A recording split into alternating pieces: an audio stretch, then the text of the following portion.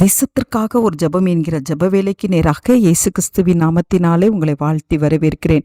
இன்றைய நாளிலும் குடும்பங்களுக்குள்ளே சந்தோஷத்தின் ஆவி ஊற்றப்படும்படியாக இன்றைக்கு நாம் ஜெபிப்போம். கணவன் மனைவிக்குள்ளே, பெற்றோர் பிள்ளைகளுக்குள்ளே ஒரு சந்தோஷமும் மகிழ்ச்சியான சூழ்நிலை உண்டாகும்படியாய் நாம் ஜெபிப்போம். இந்த கடைசி நாட்களில் அநேக குடும்பங்கள் இன்றைக்கு மகிழ்ச்சியற்ற சூழ்நிலைக்குள்ளேயும் சந்தோஷம் இல்லாத ஒரு சூழ்நிலைக்குள்ளும் இருக்கிறார்கள்.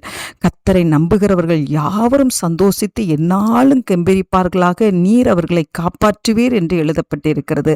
ஆம், நம்மளை காப்பாற்றுகிற தேவன் ஒருவர் உண்டு என்று சொல்லி மகிழ்ந்து கலிகூற கிருபையை கர்த்தர் ஊற்றும்படியா இன்றைக்கு நாம் பாரத்தோடு நாம் ஜெபிப்போம்.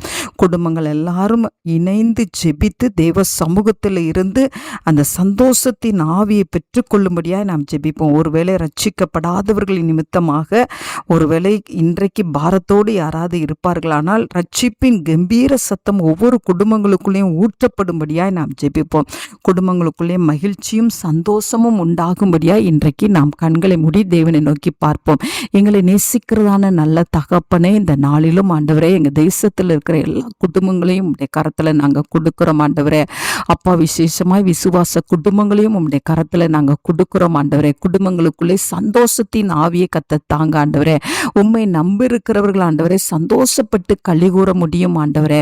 இந்த நாளில் உம்மீது விசுவாசம் கொள்ளுகிற கிருபையை கத்தத்தாங்க ஆண்டவரே. அப்பொழுது ஆண்டவரே அவளுடைய உள்ளத்தின் ஆழத்தில் ஆண்டவரே என்ன ஒரு சூழ்நிலைகளில் என்ன ஒரு வெறுமை காணப்பட்டாலும், தோல்விகள் காணப்பட்டாலும் ஆண்டவரே உம்முடைய பிள்ளைகளை கத்த சந்தோஷத்தின் ஆவினாலே நிரப்புவீங்கப்பா. அத்திமரம் துளிர் விடாமல் போனாலும், திராட்சை செடி பலன் கொடாமல் போனாலும் கத்தருக்குள்ள நான் மகிழ்ச்சியா இருப்பேன் என்ற வார்த்தையின்படி ஆண்டவரே உம்முடைய பிள்ளைகள் கத்தருக்குள்ள குடும்பமாய் மகிழ்ந்து இருக்க கத்தர் உதவி செய்யுங்க.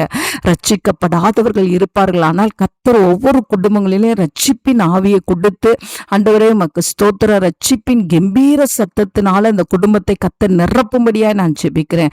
குடும்பங்களுக்குள்ளே மகிழ்ச்சியும் சந்தோஷமும் கரை புரண்டு ஓடட்டும் அப்பா.